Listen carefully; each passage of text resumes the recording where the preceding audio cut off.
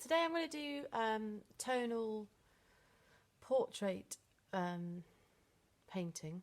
This is based on I did a online workshop sort of art class for the London Drawing Group on last week, and in which we did this, and it was really interesting because I've never really approached it in that way before, so it was quite fun, and it's kind of interesting to know what you can do with just two colours. So I'm going to do a quick demo on what we learn and how you might do it. You can use any paints, really kind of thickish paints, so not watercolour ideally, because you can't really get the strength of colour that you need for this, because you have to mix like several tones. So I'm using gouache. We used oil last week, but you can use acrylic or gouache, or I guess like poster paint. Is that still a thing? I don't know if people have those. Anyway, and all you need is kind of one dark colour and a white. So I've got a brown, I've got a burnt umber, and I've added a bit of black to it because it was a bit too light brown and a bit pooey. So I've got like this, and you need paintbrush and water. So you use quite a lot of water to loosen the paint, and if you're using oil, you'd use a medium, so like terps or white spirit or something. And you need a rag, which is always useful when you're painting, and you need a piece of paper, which I have actually, the light's not really good on that, but I've actually washed this paper with a very, very light watered down version of this brown, really light, just all over, just to take the whiteness out of the paper, because that's what she said it was a nice thing to do, and sort of created more depth of tone in the painting at the minute. And I've also done, previously to doing the video, I've just done a quick outline, because I don't normally do outlines of portraits. I sort of start with the shading, but this is how she sort of said she goes about it, so I'm trying that as a kind of a way. So I've done a really quick outline looking at myself in the mirror. I've got a mirror here. There.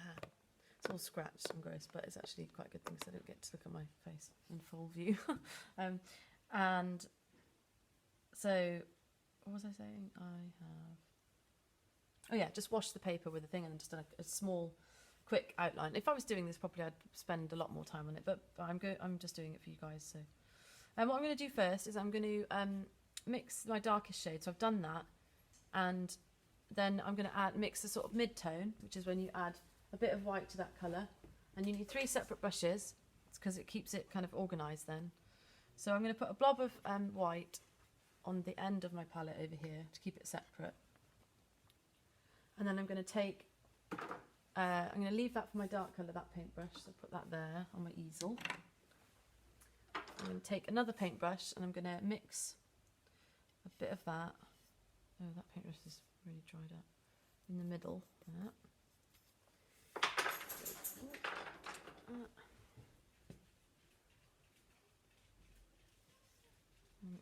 I'm going to mix several tones, because we did 3 in some exercises. We did 3 tones, and then we also went up to 6 in the end. So I'm going to do that just because otherwise I'll be here all day doing. The workshop was 2 hours long, so I'm not sure you could watch me for that long. I definitely couldn't. And then I'm just going to mix a bit of white to that to make a sort of a lesser dark colour than that. And then I'll do the same thing again. Grab a bit of that. Put it there. Less of it because you want it lighter this time. Right. Try not to contaminate. It's easily done. Mix that in. So it's sort of like a grey, black, browny colour. I just didn't like the brown. I don't really like brown. I didn't like the brown that the burnt umber made. So that's too light really. That's sort of more close to that tone. So you're building basically imagine like a colour, like gradient of colour. So like an ombre, and you want all the tones to sort of blend when they go up the spectrum. So take a bit of that colour. I probably haven't made enough paint either for this whole thing, but oh well. Bit of that, bit of that. I'll do, and then got the white 1, 2, 3, 4. One more, tiny bit of that. So I'm just building up my little palette here. Whoops. Use the same brush. It's really hard to remember not to use the same brush so that you just contaminate all your paints with dark. Well, right, so, and then the first thing we did was to block in any areas of dark. So if you really look at your face in the mirror and see where it helps to squint as well. If you squint, you can really see where the darkness is in your what you're looking at, you know, whether it's your face or someone else's face. Or so I'm going to get my original paintbrush, which is on here. I'm going to water down my brown, sorry, quite a lot, and I'm just going to start blocking in the dark areas that I can see here. I've got, oh, that's really too dark. I want to water it down quite a lot. And you need 2 pots of water. I've got one for my lighter colours and one for my darker colours, so that you don't get just muddiness. So I'm just going to start going for it, because I've got my parting up there, this little thing, darkness here, darkness.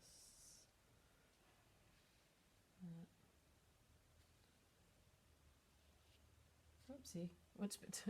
It doesn't matter if you do it wrong either. She was very, the girl that ran the workshop was really encouraging and just telling us to embrace any mistakes and realise that nothing's got to be perfect. This is an exercise in learning about dark, shadow and light, and how to look at things rather than looking at them as a whole overall shape, to build them up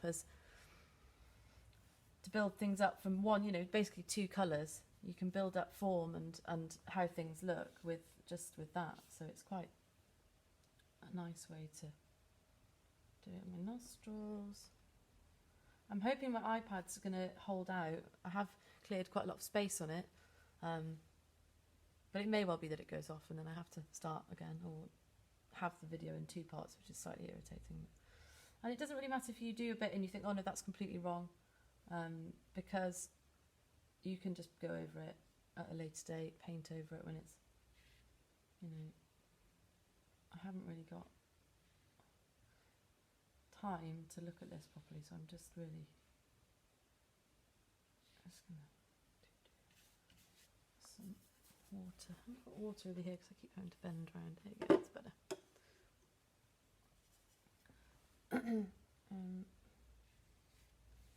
Water that down, and you can just, if you want to lighten that,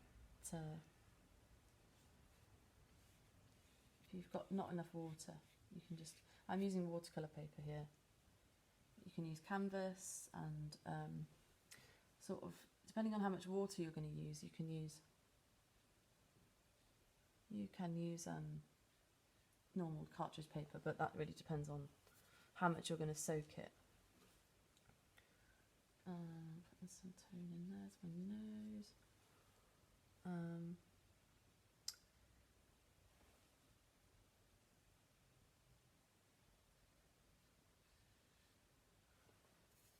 And if you keep squinting, you can see where, and I haven't really got a very interesting light going on here because I'm by the window and everything's a bit flat, but you can see where there are, I'm just going to water that down, you can see where there are shadows and where there are areas of darkness, which there. And then hair. I hate painting hair. It's annoying. You have to spend a long time on it to make it look at all kind of makes any sense. So this is a very rushed job, but you get the idea, as always. Rush, rush, rush.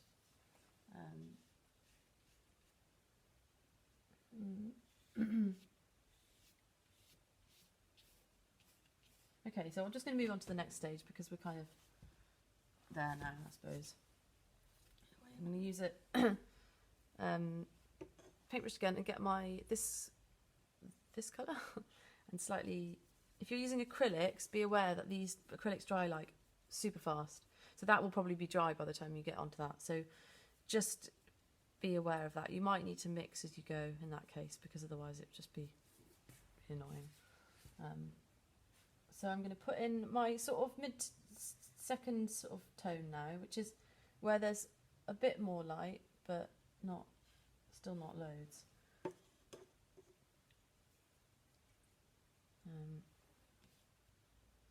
where the light is on my hair by the window. Sort of shadow here.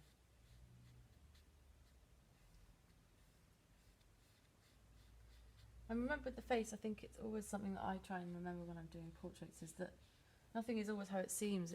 Your face looks like it's, you know, your eyes really are halfway down your face. Exactly like sort of halfway. So people always tend to paint their eyes really high up and their head's not quite deep enough. And it is, so it's a really good, what I always suggest is, what I do a lot of time in my portraits is to squint to start with. And then you're less bothered by the detail and you're more taking in what's actually happening and what you're looking at, which is that means you sort of get more of a. But I am a real perfectionist when it comes to doing portraits, so I don't think that I'm going to be able to do this to my own satisfactory level in this time. But it's it's a challenge for me. So it's good to set yourself challenges. I'm up for a challenge. See, I'm already thinking, oh, I don't like it. But that's like this girl was saying, it's really pointless to think, I don't like that, that's horrible, I'm going to throw it in the bin. You know, like I always say, never throw anything in the bin, because you don't know how you feel about it the next day. A mood might be affecting a thing, and you also might see it in a completely different light, you know, the day after, and think, well, why did I nearly threw that away, and why am I not? Sometimes we see ourselves differently, and especially with portraits and things, it can be quite an honest thing, and you suddenly realise that you don't want to be. You're sort of almost a bit scared by how you're seeing yourself, which is, I think, an important thing for us to experience at some point. So just kind of trust it, I suppose. That's the only thing that I would suggest. See, my paints have already started to dry. I used oils the other day, and I generally use oils and I love them, but I've forgotten about the neck. Just left the neck alone. So I've got quite a lot of darkness there. See, my white's too white now. That's too white. What have I done there? So I'll just add some more dark there. And then I've got neck. How long are we on? 12 minutes. Under there, my chin. I watched a lovely thing on this morning on the BBC iPlayer, which was called, I can't remember what it was called, something about artists at home during this time, and there was a lovely one from Anthony Gormley, who did, he's quite a famous sculptor, who did the Angel of the North sculpture in, where the hell is it? Somewhere in is it in Newcastle? Newcastle? Oh God, I don't know. Anyway, he did a lovely little sort of video from his workshop, from his studio, sorry. And it was really lovely. It was like talking about how we can play and how we could think about, just creativity in general, and how you don't have to be a scholar or, and a thing that's, it can be intimidating, and just to sort of embrace it. And it was really, really good. So I highly recommend, if you have BBC iPlayer, take a look at that. Just go into arts, and then it's under there's loads of different ones. It's like a Jules Holland one. There's a Paul Smith doing how to do fashion design at home, which is quite cool.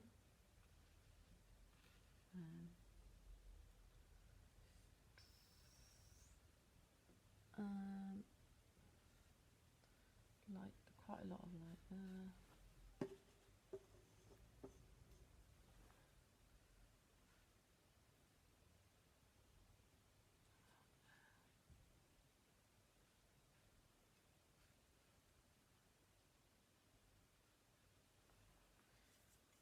So I think there's too much white in this, but I'll just go with it anyway. But I've kind of lost the brownness, which is, it's become a bit blue because the white does that. It's a bit annoying. I'm not even using, like I said to start with, I'm not even using separate brushes. I'm breaking my own rules, but you know, whatever. So I'm gonna just put some slightly lighter again. I've gone sort of. I'm really messy. I can't do tidy at all. Not a tidy person, as you all may know. Apart from in the studio, I have a go at everyone for being messy. I was kind of lacking in a mid-tone colour here. Darkness there.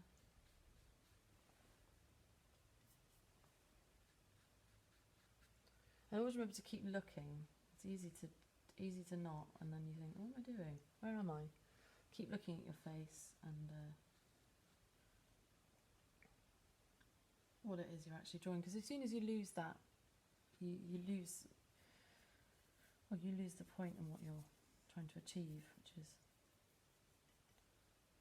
a depiction of a thing, and even if it's just of a sense of a person or a sense of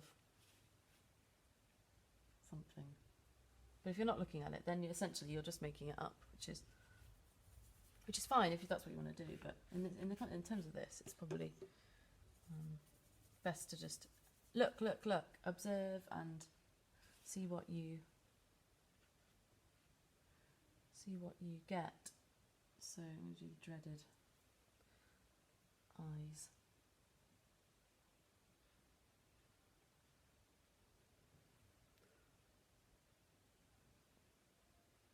I have really strange eyes. It's weird, like for some reason they just don't do what normal eyes do. They do this weird in bit and they go in and they should go out. So darken there, and then I'll go in there with a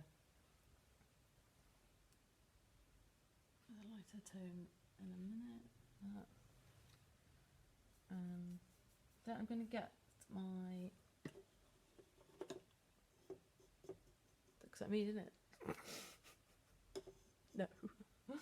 Like I said though, it's quick and it's just fun to do. It's not no pressure. It's not going to be a masterpiece, but I don't really care. It's just enjoyable, and that's what I mean by it. I think worrying about it and until it starts to restrict you is kind of negates the point of it in the first place. Really, it's an expression of something. So as soon as it becomes restrictive, then it's contrived and it's not what you want it to be. So it's pointless, really, isn't it? I'm going to start putting in some light because I've lost that a bit. Add a little bit of that. Really light bit there.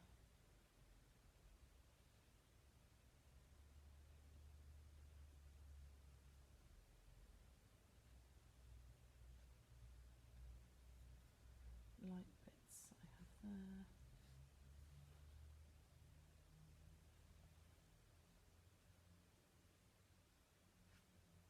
Oops.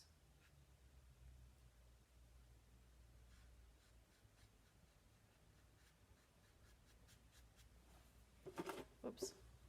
Get my other water because that one's getting a bit dirty.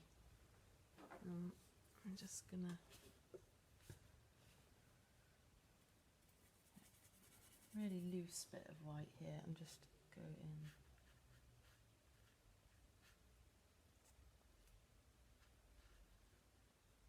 With that. Apologies about this sort of silence, talking to myself. It's a hard thing to do and talk. I really don't know how people do it. It's a difficult thing to talk and do at the same time, I think.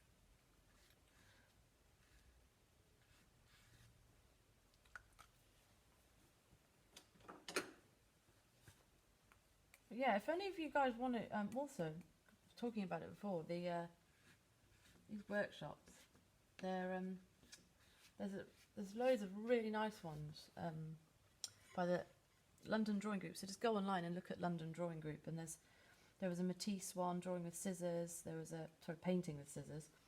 I'm sure you've heard me mention that before in the studio. There is a Frida Kahlo one this weekend, which I'm going to do. And you just pay a donation, whatever you think, and then you can attend these really great workshops run by kind of interesting artists. It's just a nice thing to do. Break up the mundanity of life at the moment.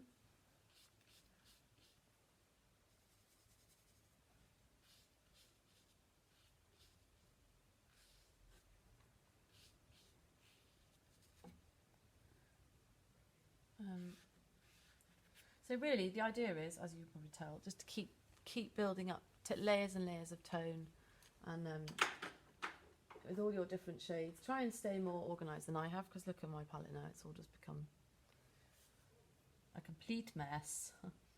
And then, yeah, just kind of have a experiment, see what you come up with. And if you've got any questions about it, you can use any colour, dark colour. You can use blue, you can use brown, green, black. Black's quite harsh.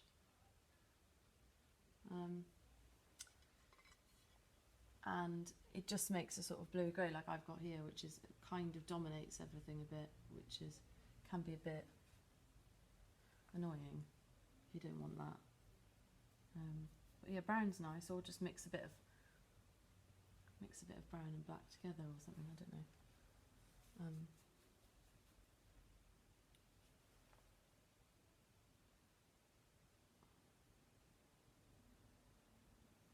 White on the oops.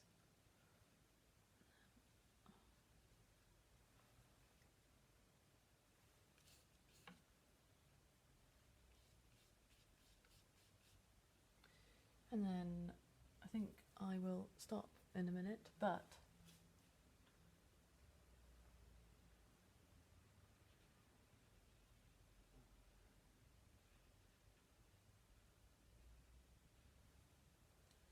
I just lost that. Oopsie.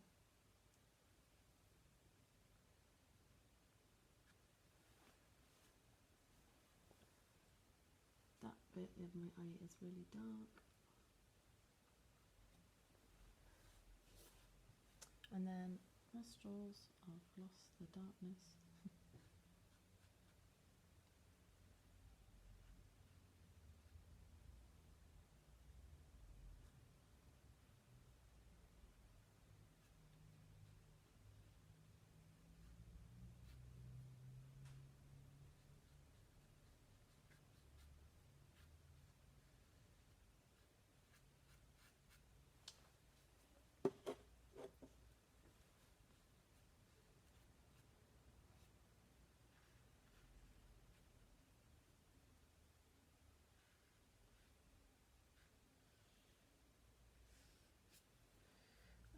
Just going to add that because I've lost that bit there.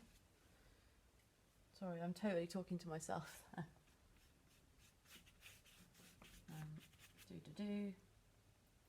And then I think that's enough for now. Oops. Yeah, bit of lip texture going on there. Obviously, like I said, it's not going to be, in this time, it's not going to be possible to do anything particularly. But it's kind of a sketch, you know, a sketch in paint. So, there we have it. Have a go, please, and post your pictures, and yeah, see you next week. Bye-bye. Oh, I'll just do this, actually.